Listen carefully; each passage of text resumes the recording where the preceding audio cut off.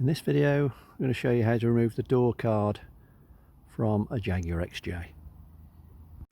Okay, so inside the door handle, there's a little Torx screw there. Let's get that one out.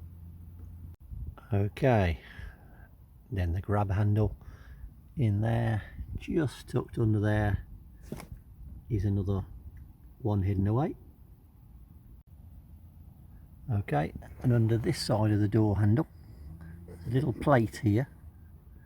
You need to pull this down from this side and that will come off. And there we go, that's the plate. And with that plate off, there's another Torx screw there to come out.